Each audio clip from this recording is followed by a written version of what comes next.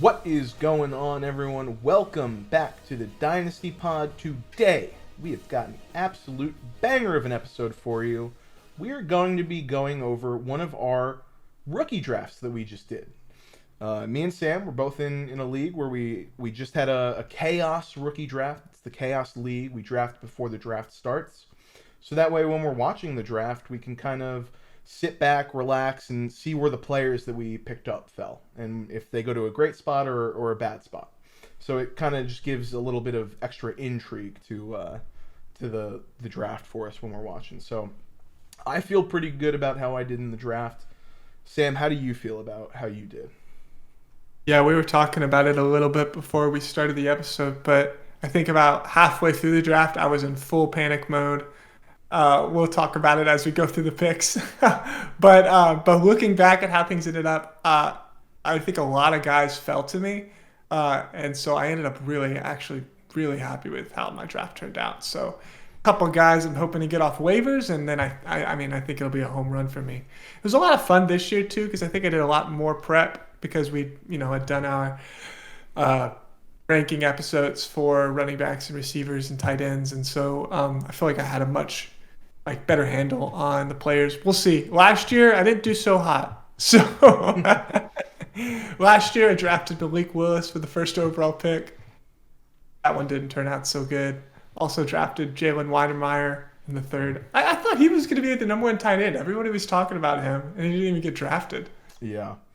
And so, it just goes to show that we can't trust other people's analysis all the time. You need to go and watch the film yourself. So yeah, and last year for me, I don't even think I had a pick in last year's draft because my team. So this one was very different for you. Yeah, my team was very win now, and then I kind of looked at it this offseason, and I had some older players. I had Nick Chubb, some players I had a little bit of doubts on, like Ramondre Stevenson, but I do have a good core of players like A.J. Brown, T. Higgins. So I really decided I was going to go, full rebuild mode. We had done our research on these guys this year. Mm-hmm. I was pretty confident. I know who I like next year to try and target early if my team's not good. So I kind of sold some pieces, and I definitely did a lot during the draft, so we'll talk about the trades I made. Mm-hmm. But very happy to kind of get my guys and see how well I can do in a full-on rebuild, because this is kind of really the first rebuild that I've gotten to draft in yet. I have another rebuild team in our main league that we haven't done our draft. That's post NFL draft. We'll do that, but this is the first one I've gotten to draft rookies in. So very exciting for me as well. But I think just to preface, Sam, you want to talk about what your team's structure looks like going forward? Sure. Yeah, no, that's a great question. So I also had a very win-now team last year. I think I had probably one of the most talented rosters going into the year last year. I had Jalen Hurts, Cousins, Christian McCaffrey, Joe Mixon, Devontae Adams, Cooper Kupp, Debo. Really stacked roster, but kind of got super hit by injuries at the end of the year, losing Kupp, losing Jalen Hurts. I mean, those two specifically really hurt, and then losing Debo on top of that. So, yeah, I just felt like I didn't have the gas to go another couple of years with that roster. So I traded kind of the older core, traded Christian McCaffrey, Adams, Devontae Adams, Cooper Kupp, and Joe Mixon. I traded those four guys for 2 firsts, Jordan Love and Travis Etienne, I think. Just getting younger. And then I packaged those 2 firsts and another first for the 101. And so that set me up, I think, to hopefully I'm going a little bit different. I'm not going full rebuild. I kept a lot of older pieces still. I still have Chris Godwin and Debo and Kirk Cousins and some of these guys, but just wanted a kind of injection of some young talent. And I think I actually worked it out so I can get Bijan this year. And then I have the first of the worst team in our league. He literally just has waiver guys on his team for next year. So I think I have a good chance of getting Marvin Harrison there. So I just felt I can build around Bijan and Marvin Harrison for the next 10 years. And, those guys will also probably be good enough to help me possibly win. So that's kind of my strategy. Yeah, so we'll see.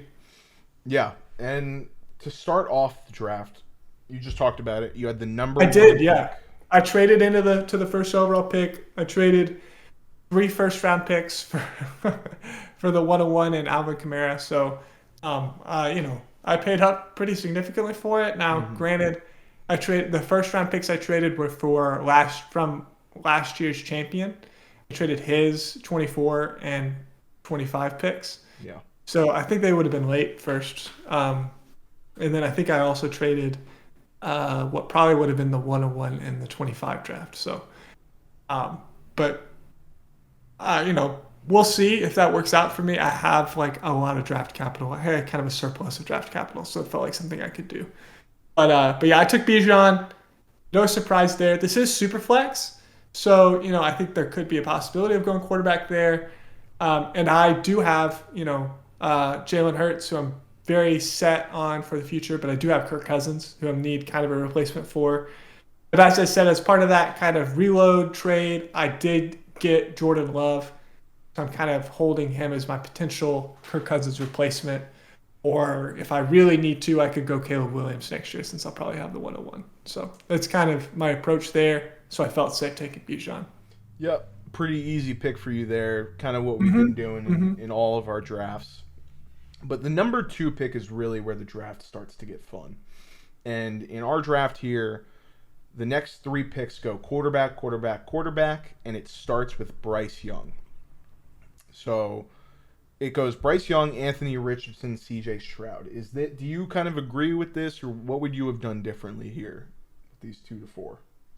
Actually, I actually do like this set of picks. I think we should also say that the team that had the second and third pick, Bryce Young and Anthony Richardson, was the same team, Yeah. and they already have Deshaun Watson.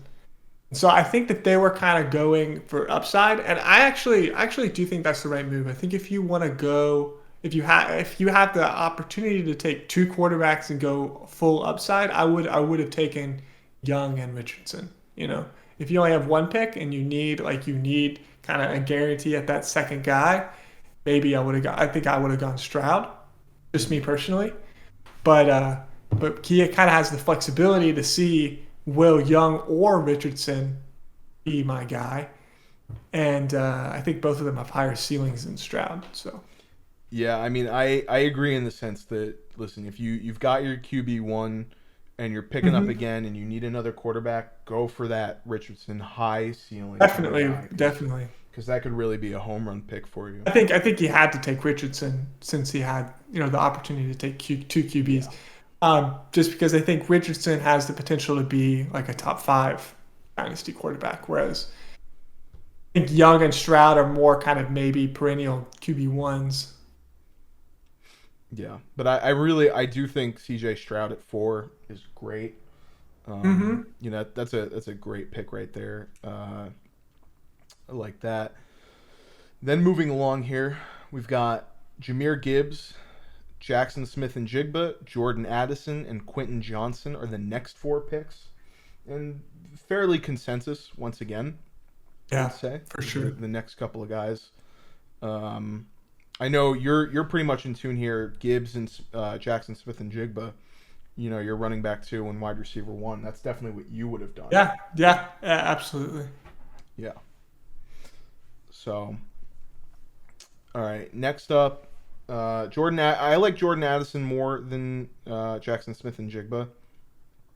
Um, so I think you definitely can wait on Addison sometimes in the draft. He might fall. I think a lot of people have kind of gotten cold on Addison. I'm starting to see him fall in some of these mock drafts I watch online where he goes, Mm-hmm. kind of later. He maybe Mm-hmm. sometimes is the wide receiver 4 even off the board.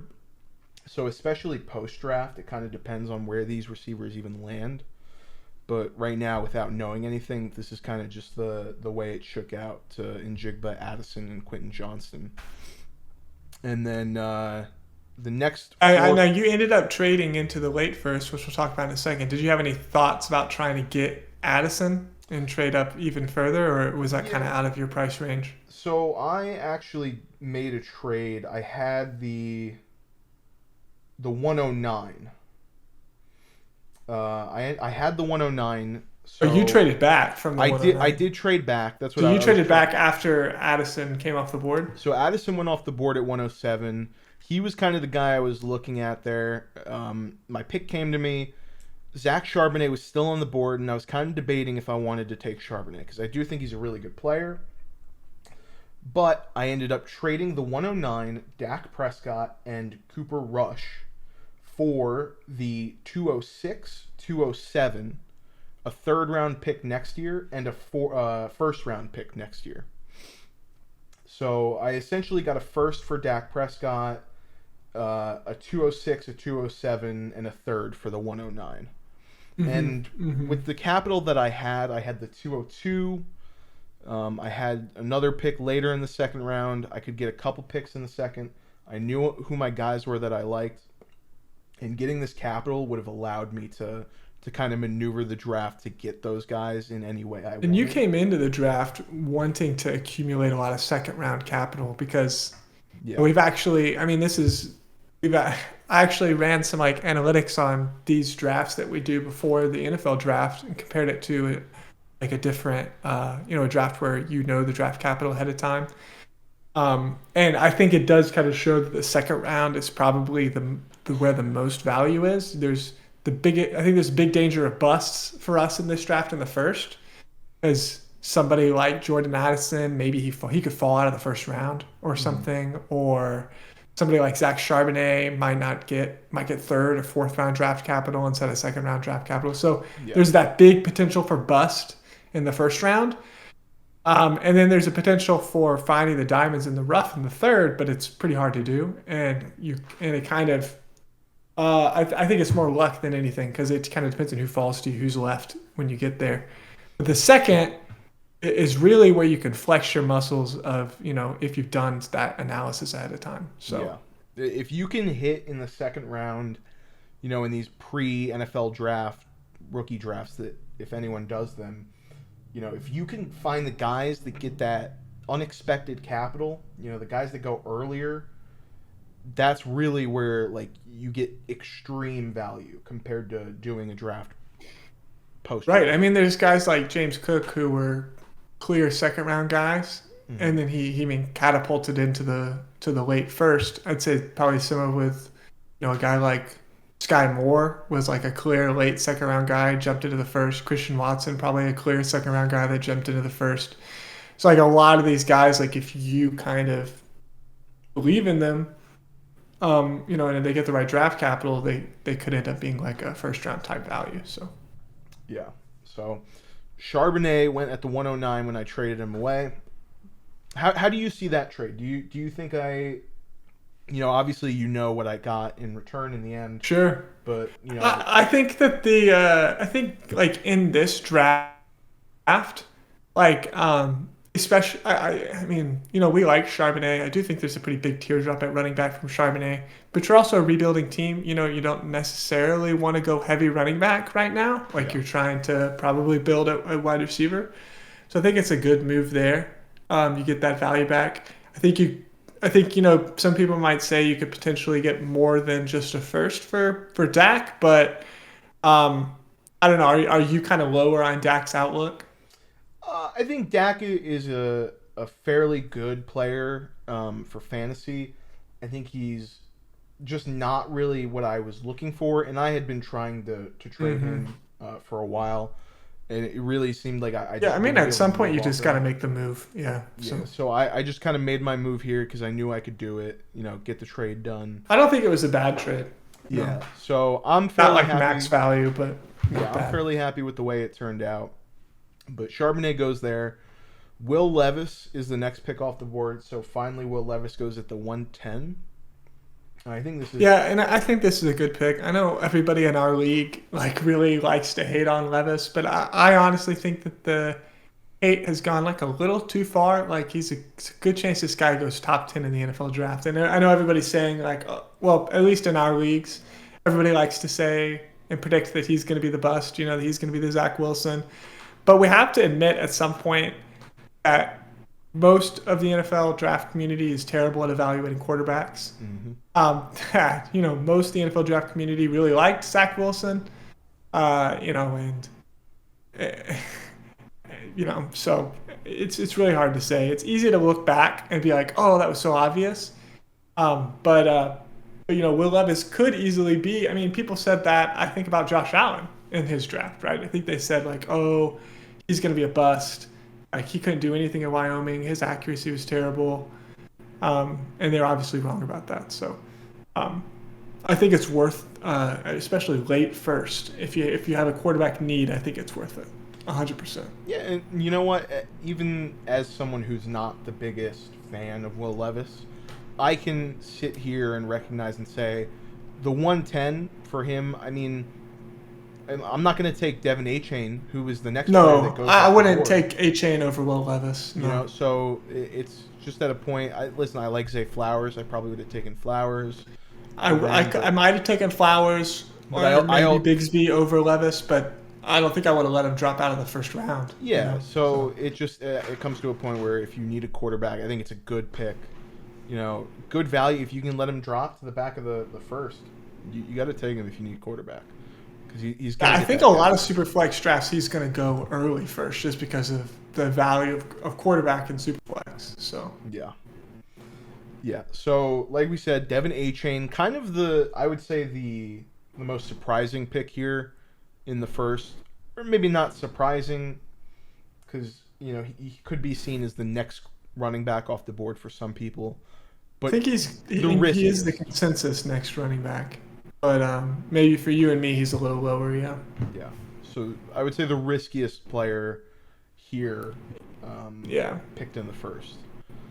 It does kind of feel like, we just talked about how James Cook went in the first last year. I don't think anybody was like taking James Cook in the first until he got that draft capital.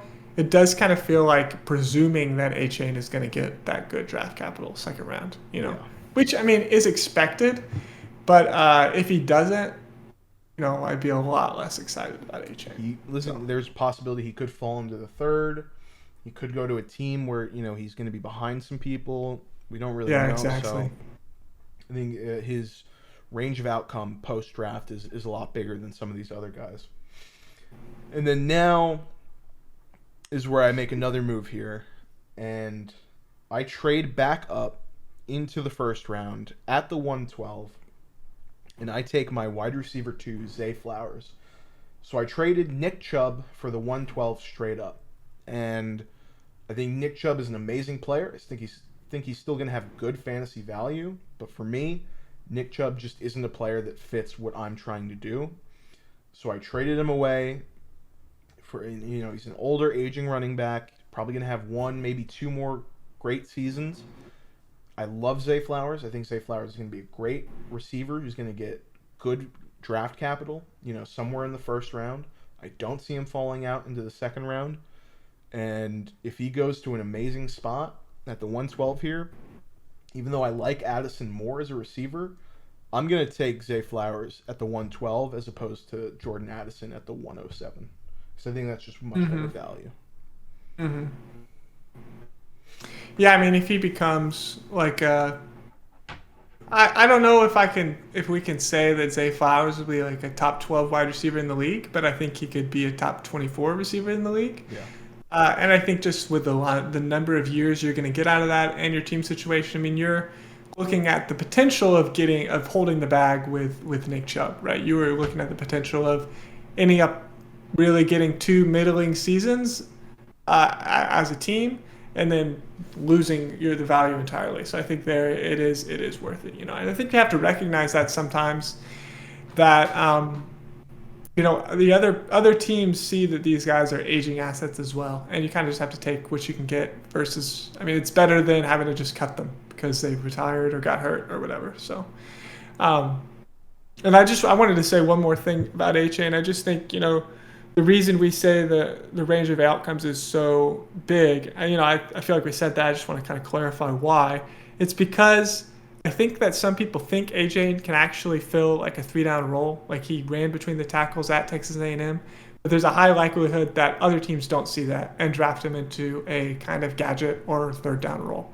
So that's kind of, I think I just wanted to put words to that. That I think that's why we say he has a range of outcomes, is because he's not like I don't think there's like a guarantee teams look at him like a 3 down back. So Yeah, there is some size concern there. exactly, because of the size concerns, for sure. Now, next here, we have to preface something real quick. In our draft, we did have a 13th overall pick in each round, essentially. And that's because we had a former league mate who went all in, traded all of their picks, kind of poorly constructed a win now team, couldn't win, and then decided to just leave the league. And we had to get someone in to replace that person, and what was decided upon to kind of get someone to take the team, because it really was just not in good shape, was to give this player the compensatory pick, shall you say. The 13th overall pick in the first 3 rounds over the next 2 years plus. So we will have a 13th overall pick that will not be shown on the screen, but we'll be talking about it at the end of each round. And Yeah. the 13th overall pick is Jalen Hyatt here. Jalen Hyatt was the 13th overall pick. The wide receiver 5. All the top 4. I think after the first 4 receivers taken is a bit of a teardrop there. So Hyatt's the next guy. And what you think about this receiver class kind of depends. If there's really no one else that you like, Jalen Hyatt could be that next guy that you think is good enough to take. So I think it was a decent pick there. Didn't really have a problem with it. I think the upside there is good. Now, Jalen Hyatt is my wide receiver 6, so I would have gone Josh Downs, who went the next pick 201 over Jalen Hyatt. The reason for that, and I think we'll probably do like a re-rankings episode, just kind of based on our additional evaluation before the NFL draft. We'll kind of do a final big board episode, but the reason for that's just I just have doubts about his kind of ability to adapt to like a scheme that wasn't so specific to his skill set like what he had at Tennessee. But you can't deny the upside. I don't think there's anything wrong with where he was taken. So yeah. And then, like you said, Josh Downs, next player. Also, I think Jalen Hyatt, Josh Downs, both interchangeable. Like I've said this, I think Josh Downs is going to be a really good football player. I don't know where the ceiling is for Josh Downs. I think it might be a little bit lower, but I think he's going to be a good floor player that you can kind of rely on. But I don't know how high that floor is. That's really the struggle for me with Downs. But I think overall he's just a really good football player. So yeah, I love Downs. I think he's the best contested catch receiver in the draft, which is something to say for somebody who's like 5'9". Yeah. So that's one reason I love him. I just want to add a little bit of color to these picks because, like Brendan said, this is a draft that we were actually in. So I have the 203 here, and with this guy at the 201 lives in London, so it's like a massive delay whenever he picks. So, I was staring down the 203, and I really, really wanted Josh Downs, who's my wide receiver 5, or Tank Bigsby, who's my running back 4. And I really wanted one of those guys. Unfortunately, my co-host, also loves Tank Bigsby. We've talked about him a bunch on this podcast, and he was sitting at the 202. So I knew I wasn't going to get Bigsby, but I was hoping that the 2-1 might not be Josh Downs. But honestly, it was the right pick because I do think there's a significant teardrop after Downs in the wide receiver market. And I actually think there's a teardrop after Bigsby in the running back market, too. I think the top 4 of Bijan, Gibbs, Charbonnet, and Bigsby is a tier to me And then, I think some people might put A-Chain in that, but, Mhm. I think we're a little lower on A-Chain, but consensus might have A-Chain in that same tier. Yeah. So like you Yeah, said, yeah, you say, yeah, talk about the Bigsby pick. yeah. So listen, right here, I'm at the 202. I might not always take Tank Bigsby here. I might have. I really like Michael Mayer. Michael Mayer was sitting there. Had you not been in at the 203, Sure. there's a decent Right. chance I would have taken Michael Mayer there because I knew how much you liked Bigsby. He wouldn't have gotten back to me at the 204, which I He also would like. 100% have been my pick at the Yeah. 203. He was kind of my hopeful target there, but I knew that you were going to be drafting ahead of me the whole time. I mean, that wasn't one of the picks you traded into, so. Yeah. But that did, so that left me at the 204. I have to the 203.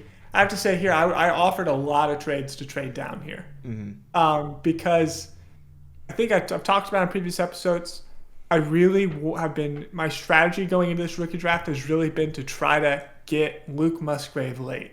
Because I really love Luke Musgrave. He's my tight end two. And so I was kind of like, hey, I have Mark Andrews on this team. I have, but I don't have a lot of depth behind him. So I was going to get a tight end. But I thought, if I can get Bigsby and some other guys I like early, I can probably get Musgrave late. And kind of how the board fell, like I said, there's a big teardrop from running back and wide receiver. And, I think we, as in addition to a bunch of fantasy analysts, recommend you don't really want to be the first guy to pick in a tier.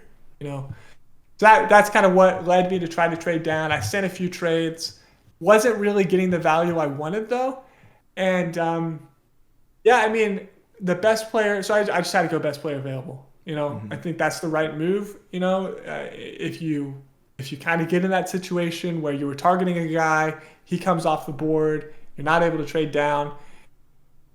At that point, I think you got to throw need out the window and your draft strategy even, and just take best player available and then kind of try to reestablish your draft strategy as you get into the draft. So I went Michael Mayer. I think it was the right pick. Both you and I love Michael Mayer. I think he's not necessarily the sexiest pick, but I think just I think he's guaranteed first round draft capital.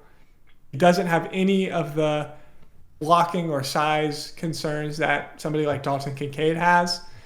Well, and I just mean just frame. I think Dalton Kincaid obviously still has the size, but he's a little leaner. Um, I think maybe somebody like Kincaid or Musgrave could have more upside than Michael Mayer, but I just had to go with just he's gonna. I think Michael Mayer is a guaranteed tight end one for 5 to 10 years. Yeah, I mean, Michael Mayer is a guy that, if you needed a tight end and you weren't passing up any other value in the first round, I have no problem with him being a first round pick. Oh yeah, So he's just so like locked in, gonna be a tight end one for he, the foreseeable future. to I just me, think it's a he seemed, guarantee. yeah, I mean, like you said, guarantee is the perfect word for him. I don't see how he failed. He's a very safe tight end, one of the safest fantasy Exactly. players that you can get in this draft. Like I don't think I think Kincaid or Musgrave might have more of that Kelsey upside. Yeah. But I think with Mayer, you're getting like that T.J. Hawkinson, Mark Andrews Yes. type of guy that's just Mm-hmm. going to be consistent, reliable for the future. And the thing is, Kincaid and Musgrave might not be Kelsey. They could easily, just turn into, you know, one of the many athletic tight ends they get drafted and don't quite click. So like a Cole Kmet or something like that. So yeah, so that's my pick. We can keep going. Back to you. Back to your 3 picks in a row. Yeah, so from the 202 to the 206, it's kind of Dynasty Pod dominated here in terms of picks. Yes. And I actually traded back in. I originally did not have the 204. And this is, like I said, I made a fair amount of trades to move in and out of certain picks. I had the 205 and the 206. And I was kind of looking at the board and what I wanted to get in terms of the second round. I knew Abani Konda had to go in the second for me. I wasn't going to take a chance. A guy who's my running back 5, I can't let him slip. even if he might be projected to be taken in the third round, I'm not taking that chance because I've had players that are supposed to be going mid to late third round and they get taken early third, late second, and then I'm out of luck. So I knew Abanikanda was going to be one of those guys I wanted. And then there were 2 receivers that I really wanted and 3 receivers I liked. And the guys that I really I'm higher on than most people are Marvin Mims and Jonathan Mingo. And the other guy I really like there is Cedric Tillman. So what I ended up doing was I traded Ramondre Stevenson for the 204 and the 210. And I think it was very varied on what the trade, how people took the trade. I know you said you wouldn't even trade 2 seconds for Stevenson. The person who I traded with was very happy that they got Stevenson. They said they couldn't turn down that deal. Yeah, I think there's a really wide variety of opinions on him. I think it could completely go either way. I think maybe at most you can get he was like the RB7 last year, so you could get the upside is there. The upside is 100% there for him at most for max value, but I was perfectly fine taking my guys because I really am betting on myself here to kind of hit with Bigsby and Abanikanda to get those running backs. I have Khalil Herbert still, so that's going to be my. I think the upside on Bigsby and Abanikanda is really high, higher than Ramondre. I would say Ramondre's 25 years old, came into the league very old. I don't see him holding value more than 1 or 2 more years. Yeah, so I had 2 picks. I knew I wanted 3. I had the next 2 picks coming up, and I was kind of curious as to where Marvin Mims, Cedric Tillman were going to go because I feel like Cedric Tillman's always going to be that mid-second round guy. I don't know really where his value is. I think Marvin Mims is one of those guys that slides a lot. I think people are really high on him or kind of lower on him. So he was a wild card that I knew I wanted to take with one of my next 2 picks. He is a wild card, honestly. It's like I could see Mims going in the 3rd, but I feel like people are really starting to latch on to him as the first wide receiver after the big group, especially after his combine performance. Yeah. And so I think if you want to make sure you get him, you had to take him where you did. So what I ended up doing was I decided. I mean, he wouldn't have gotten past me at 209. So yeah. So I decided I'm going to take. It helps that you know that. Yeah. But regardless, I traded for the 204, the 210. I knew Abanikanda and Mims were both going to be those guys. And then once I knew I had that 210 pick, I said, all right, let me take Tillman here because I think he's more likely to go than Mingo, who I'll just spoil it. Mingo ended up being my 2nd round pick in the 210. Yeah, and I mean, you had a little insider baseball. I was at the 209. You knew that I would have taken Tillman, probably would have taken other guys over Mingo. Yeah. So I felt more comfortable taking Tillman, which I'm a little bit cooler on Tillman now. I think I just really like Mingo's upside. If he gets, early 3rd capital, late 2nd somehow, I think that's he's getting a lot of buzz in draft circles right now. Yeah. He's getting a lot of buzz. So I was very happy to get, 3 of my guys there. And then, I just had to wait 3 picks to see if I could get Mingo. And I knew you were one of them. I had a feeling you weren't going to get it. So I really had to wait for 2 picks. I knew Kincaid. Oh, Mingo's risen a lot on my board. He has risen a lot on my board. Yeah. So I know you were thinking about maybe taking him, but I was fairly. He was in consideration. Yeah. I was fairly confident there were guys that there were a couple guys you liked more on the board still. And I knew Kincaid was one of the guys that he had to go. He was falling, and I think really the 2-8 was the real sweater for me. But so we have Dalton Kincaid going, and then Darnell Washington, who someone ended up trading up for after I had sniped them, and they told me that they really hoped to have sniped me with their next pick. So they traded back in front of me, and I was really hoping somehow that they didn't know I wanted Mingo and were going to snipe me, but it was Sweet. Sweet is a podcast listener, so there's a chance he actually would have known.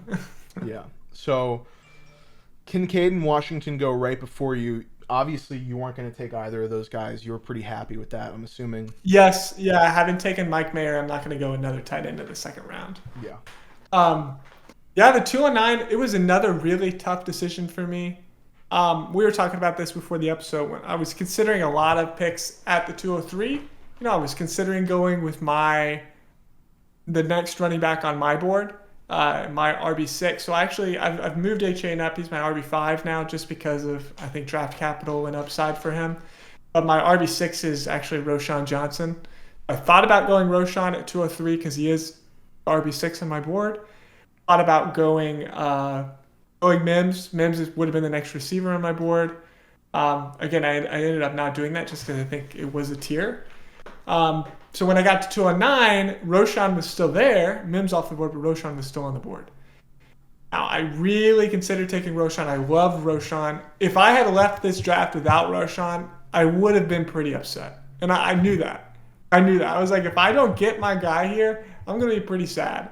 So I really thought about going at 209. You got your guys early to kind of avoid that. But I saw Tyjae Spears still on the board. Kendre Miller still on the board. Zach Evans still on the board. Sean Tucker still on the board, who I think are more popular kind of in consensus circles. I think so. I felt like it was worth the risk. And there were really only there were two wide receivers that are kind of in the next tier for me. Rashee Rice, three: Rashee Rice, Tyler Scott, and Jonathan Mingo. So that was kind of the next tier of receivers for me. I Googled a lot of last second Twitter videos to try to see which guy I want. And I ended up taking Rashee Rice. I think Rashee Rice is a huge wild card. I think he has massive upside. I think he has a near 0 floor. This guy was more productive than Emmanuel Sanders at SMU, more productive than Cortland Sutton. This is a school that's has put out NFL receivers before. He is, I think, the best run blocking wide receiver in this class. Blocks the run with, just absolute aggression. Just absolutely goes after guys in the run blocking game, which I think will help him stay on the field because he does show lack of effort in his route running sometimes. He's had issues with drops. He even with his size, he's like a 30 to 40% contested catch guy. So there's a lot of question marks and a lot of massive pluses. But for me, 209, I just love his upside so much I had to take him. So I ended up going Rashee because I think he had the most upside out of anybody that was left on my board. Yeah. And then obviously I take Mingo here at 10, which I feel like, if anyone's listened to the podcast before, they don't need to hear me talk about Mingo anymore. But real quick, I want to backtrack to the 208 where Darnell Washington goes. I know he's a player that, listen, we both like him. We don't know how high the ceiling is for fantasy or how low it is or how low the floor is. But in terms of the actual player, me and you both like him. What are your thoughts on him? He just goes... In general, I think he just goes too high for I just had too many concerns about how he's going to be used to kind of take him in that spot, especially with kind of the later value at tight end. Knowing I can get a guy like Musgrave later, generally, I just would rather take that upside than kind of spend a second round pick on Darnell Washington. But I think,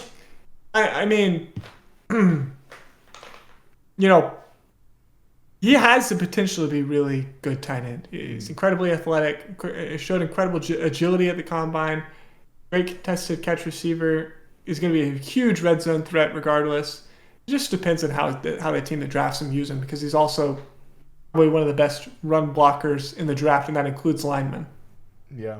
I think it's for, Darnell Washington.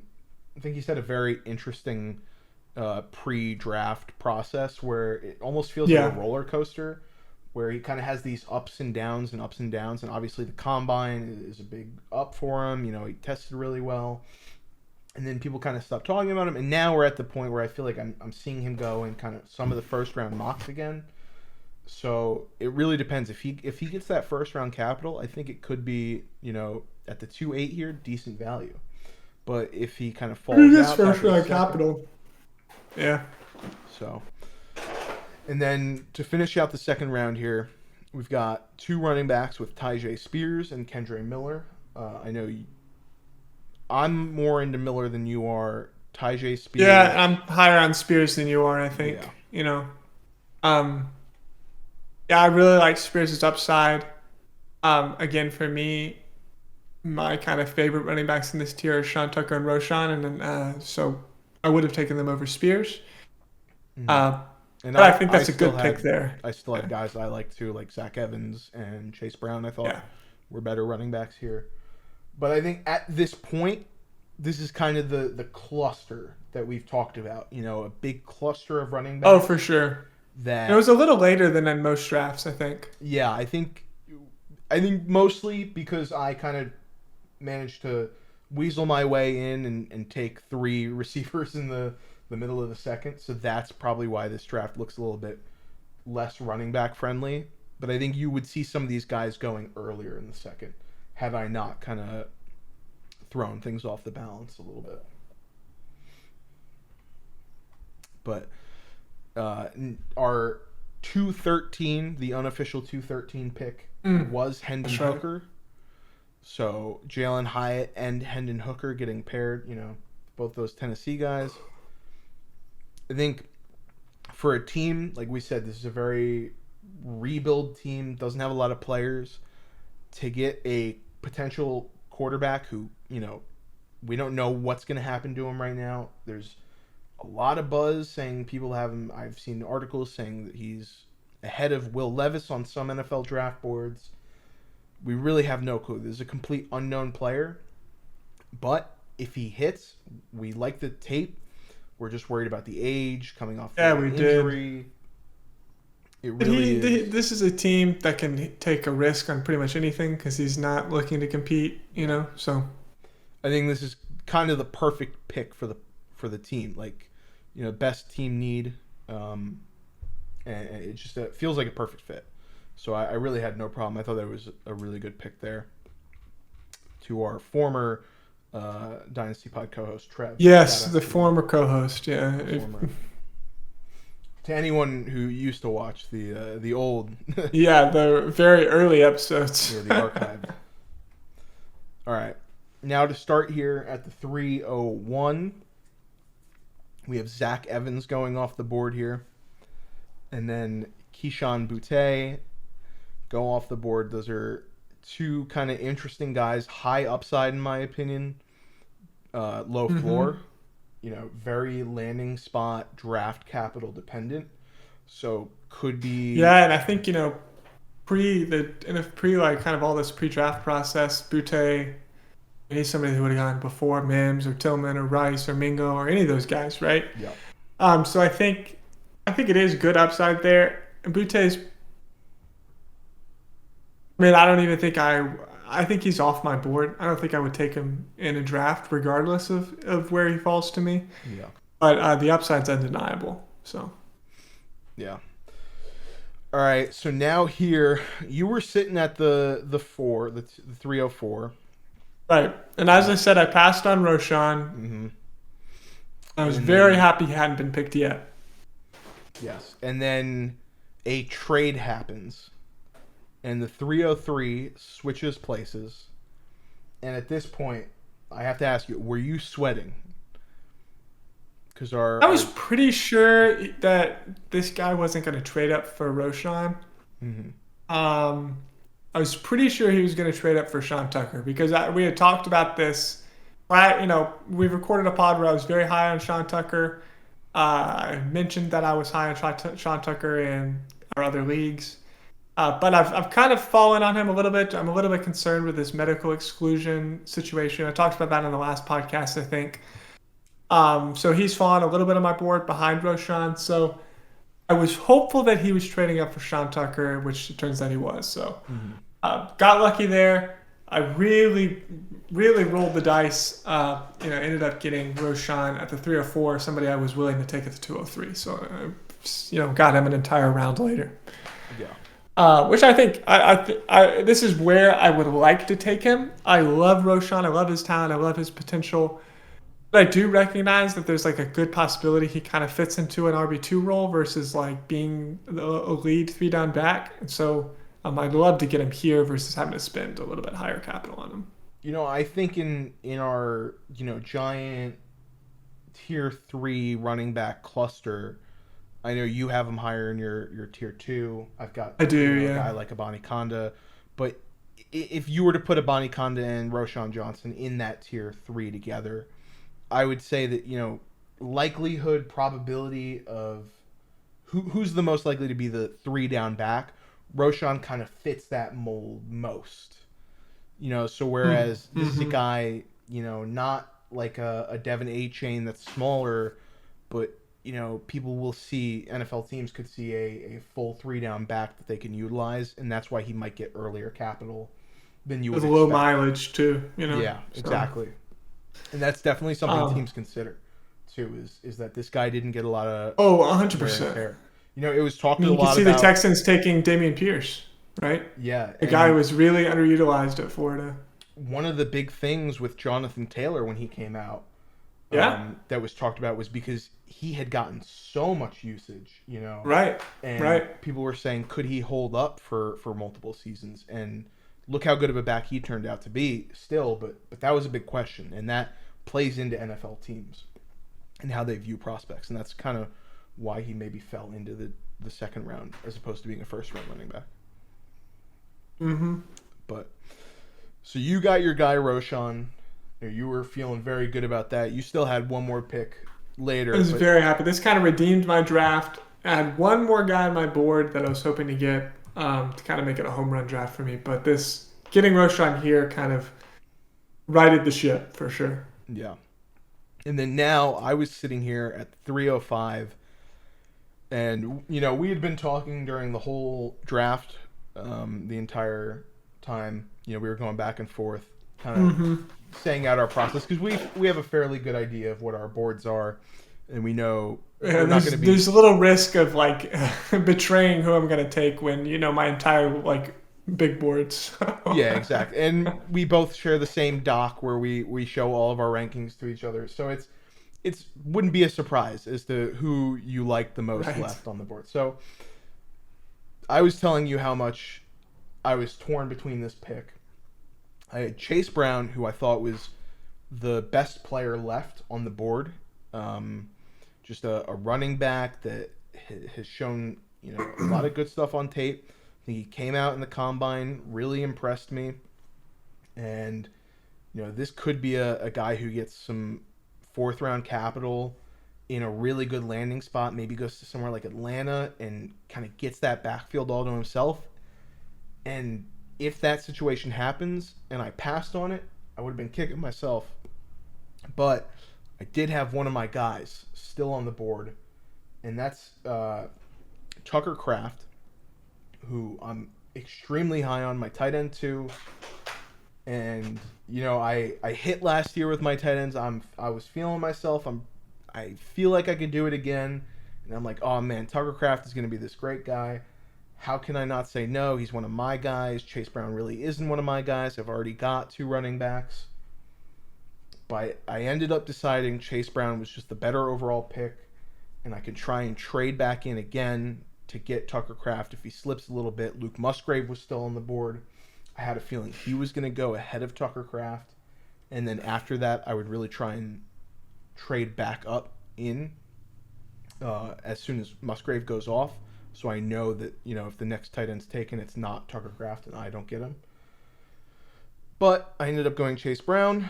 Luke Musgrave is the next pick. I try to trade back in as much as I can. I just can't do it. I can't work at a trade that's good, good for me where I don't give up too much. And I say I would rather let someone draft Tucker Kraft and then give up more, knowing that I'll get Kraft. Right. So because there was still the potential he'd fall out of the draft at this point. Yeah.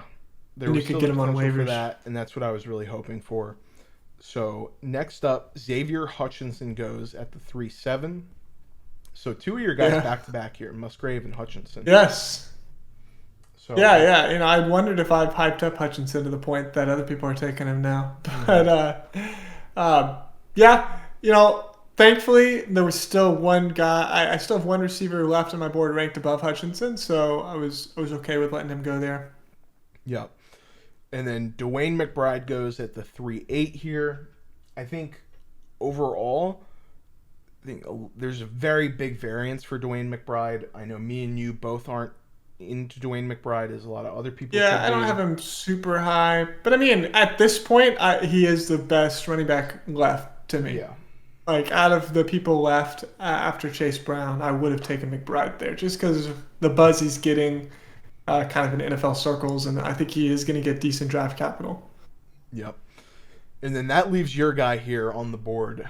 And with It the did, yeah. So 309. I think I said at the 209, I was considering Rashee Rice, Jonathan Mingo, and Tyler Scott. Tyler Scott fell to the 309. I think initially we had Tyler Scott high, and then I think his 40 times were a little bit less than we thought, and he dropped a little bit. But I've kind of just watched some tape since then, and on tape he looks so fast. So I'm just kind of he ran like a 4.44, which is respectable. I mean, that is still a very fast 40. He looks so fast on tape. This is a guy who has played almost exclusively on the outside. He's probably going to have to play slot in the NFL, though, so that's kind of one of the concerns is he's not big enough to play on the outside. He's never really played slot. But he has, some of the best speed on tape in the draft. So I was really happy that I ended up getting Tyler Scott there. I've really risen a lot on Tyler Scott kind of in this last bit of evaluation before this draft. He's my wide receiver 10 now. And so I was so happy. I mean, this completed a home run draft for me that I could get my number 9 and number 10 wide receiver. And I ended up getting two guys that I almost took around early the next round, right? So I got two guys, but it essentially an entire round value to me. So Yeah. So that wraps up your draft. I think both of us had a pretty phenomenal draft. We got the guys we liked. We got them in, some and that doesn't value always spots. happen that you get the exact guy that you want at a good value spot. So Yeah. And I took some of the guys I wanted early, but, I you had so many picks that you could do that. Is the Yeah. thing. Yep. And then now this is kind of another draft insider here. The next pick was our friend in London, picking Yes. again. So your pick was the last pick of the night, and we knew the draft was going to finish up Sunday morning, afternoon. It ends up finishing around noon, I would say, right? Is about when it finished. Yeah, around noon, yeah. I was asleep the entire time.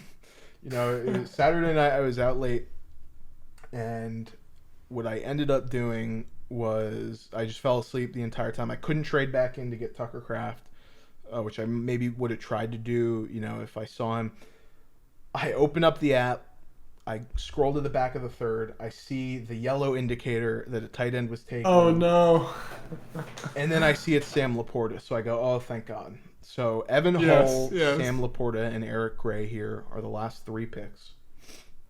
And I think, Evan Hull, you said that was a guy that you were looking to target in waivers once that hit. Yeah, he was somebody I was hoping to target. I think if you look at his athletic profile and RAS score, he's almost an exact clone of Tony Pollard. And he wasn't super productive, but he was on Northwestern, like not the best team in the world, So I think he profiles as like a really athletic potential, and I would say the best pass catching back in the draft over Kenny McIntosh. Kind of just as I've gotten to some of these later guys in the film study. So yeah, he was going to be my target, but he went off the board. That's okay. Saves me some fab for the other guy I'm going to try to get. Yeah. And then Sam Laporta goes. I think Sam Laporta is a fairly decent tight end. Yeah, this was an interesting pick because this guy, Spartan, the guy who picked Sam Laporta, also took Kincaid at the 207. Yeah. So it's, a little interesting. He ended up going Laporta there, going double tight end. I'm looking at who he's got. Okay. I mean, his only other tight ends were Dallas Goedert and Dawson Knox, so he's trying to shore up that tight end position. And I think at this point, the 312 was Eric Gray, so that kind of shows there really weren't any running backs left. And No. I you know, mean, we've talked about the receivers, kind of a shallower class. So the receivers there and quarterback at this point, the top 5 really went off the board. So I don't like the Eric Gray pick, but it's not necessarily a terrible one because there really isn't much you can do there. If that's his guy, he has to get his guy. But so that, and then the 313 is Nathaniel Tank Dell is the last pick. Nathaniel Tank Dell, yes. The very small Houston receiver. Yeah, and I think that's a good value pick there too, honestly. I think just looking at kind of projected draft capital on mock draft database, Tank Dell is probably highest, the player on the board left with the highest projected draft capital. So I think that is a good pick. I think you see a lot of dynamic ability from him on tape. But we kind of didn't really see it in the athletic testing, which is why I think he's fallen down boards, and he's like 5'7" or something like that. So yeah, but listen, we talk about itty bitty guy. We have talked about a lot about if players get good draft capital, projecting the draft capital, what you think where they could go, their range of outcome. Just because a guy like Tutu Atwell gets taken in the I know, I was round, about to say, sometimes people get good capital and they still suck. It doesn't mean that they're surefire. You have to take into consideration, everything. Tank Dell, I think But a guy who sucks that gets draft capital is better than a guy who sucks that goes undrafted. Yes. So, like if you're looking at 2 dart throws and you don't like either of them, but one's going to get draft capital.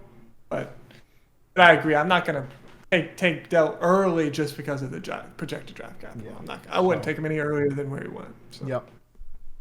But we'll end the show here by just talking about some of the guys that are left from the draft. Yeah, sure. And who we would possibly target on waivers. And I know you have a bit of a shorter list on that, so I'll let you start, and then I'll kind of round things out. Yeah, so I looked at a few different options. I will say there was the 2 players that were kind of still on my board after Tyler Scott were Evan Hull and wide receiver out of BYU, Puka Nacua. So when I think we first did wide receiver rankings, I hadn't really gotten to some of these later wide receivers in watching film. But Puka Nacua, just analytically and on film, analytically he has the best yards per route run metrics against really all types of coverage, all routes run out of most of the receivers in this class. His analytics are absolutely incredible. His athletic testing was kind of average, but I think he ran a relatively slow, a 4.59 40. So this is he kind of profiles as a possession type receiver. He's a bigger body guy. I think he can win contested catches. He runs clean routes. Kind of get you a first down type guy. Obviously this is a guy who's outside of the 3-round draft, so it's not. But I really like his upside. So that's kind of who I'm targeting. I looked a little bit at the tight ends, but because I just don't have a ton of tight ends, I have Andrews, Michael Mayer, Gesicki, and Chico Conquo. But with Andrews and Mayer, I'm honestly probably set at least at my tight end 1 for the next 5 to 10 years. I probably don't need another starter at tight end for a while. Yeah. So I feel good. I can play Andrews and Mayer for the next couple of years and maybe snag another late round guy later. So I wasn't necessarily, because I thought about Kuntz. I did think about putting in a kind of a highest bid on Nacua and then a lower bid on Kuntz. Mm-hmm. Just because I knew I probably wouldn't beat you for Tucker Kraft because he's high on my board as well. But I ended up deciding against it. So. Yeah. And honestly, there wasn't anybody else on the list for me that excites me. So. Yeah. So it was very interesting because I had gotten to the receivers before a lot of the receivers later on before you did. You had, before I did. Yeah. I was fairly high on Tyler Scott and Puka Nacua. Yeah. And then you Yeah. ended up kind of overtaking me, and you like both of those guys better than me now. I know. But I do still have two I hadn't really receivers. watched those guys when we first did the episode. Yeah, so I do have two receivers that I still really like. Obviously, Tucker Kraft is my number one guy to get here. He's going to be the guy I'm spending most of my fab on because I really do believe in his talent. I think he's going to be a great player.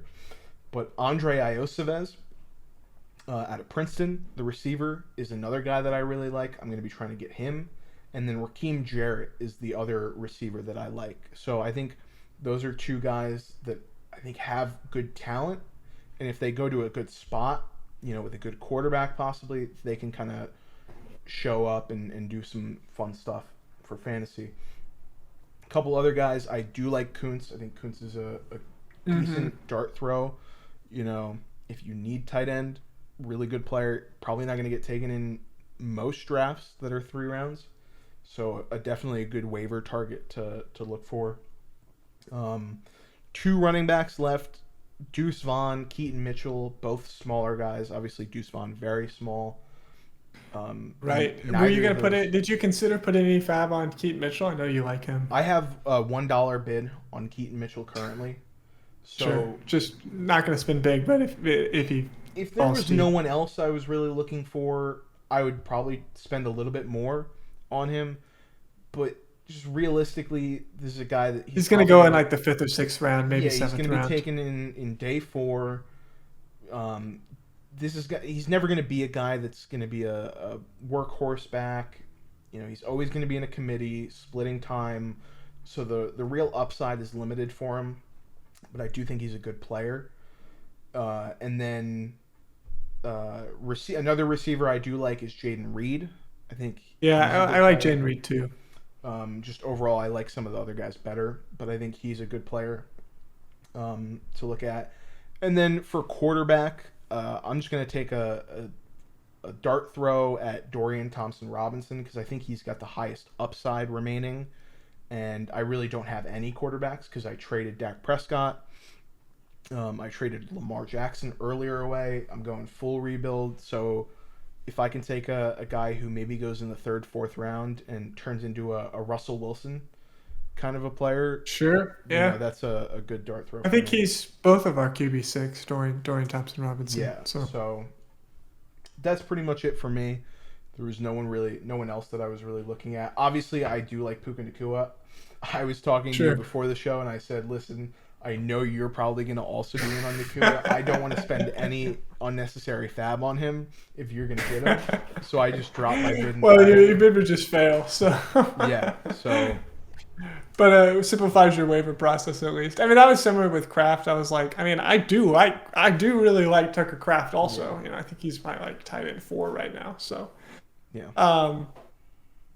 But I was like, there's no chance I'm going to get him. I'm not willing to spend just with my tight end room, I'm not willing to spend that on him. Yeah. But we'll see. Yeah, so we set our waivers to run 24 hours after the draft, so it's going to run at midnight tonight.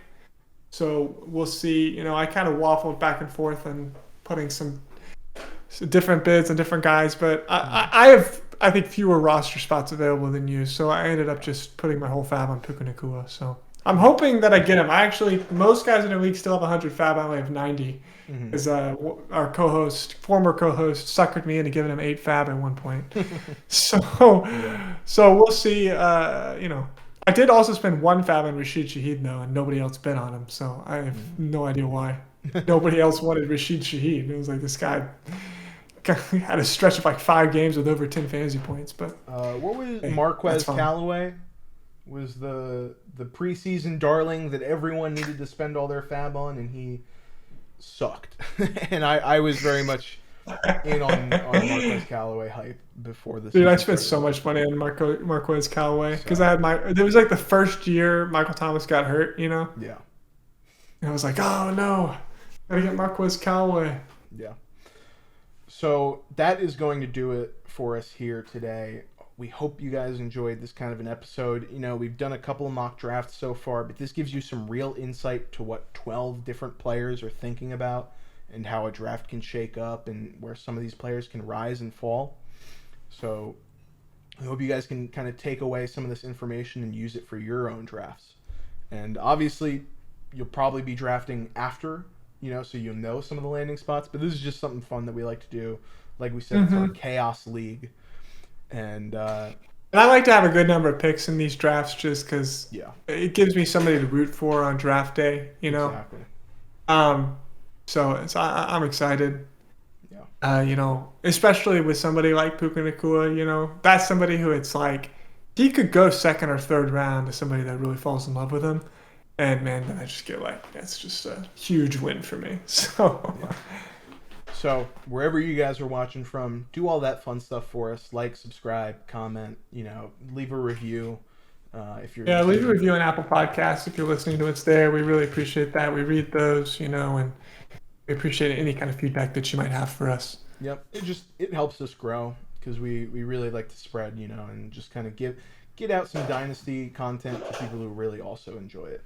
That's the real reason why we do it. And you can follow us on Twitter, the Dynasty Pod at the Dynasty Pod FF, and you can call in, leave us a voicemail. Have a question for the show. We'll listen to it. You can call us at 856-843-3763. That's 856 the D-Pod, so you can call us there. Leave us a voicemail and we'll play it on the show. Haven't gotten any voicemails in a while, so we might maybe poke some of our league mates to leave us some voicemails. Maybe do a mailbag episode in the next couple of weeks or something. But that's going to do it for us here. We've got plenty of stuff coming up because the draft is nearing us. We are in April, so stick around. Make sure to tune in to our next couple of episodes because they're going to be great. But thank you guys for listening, and peace out.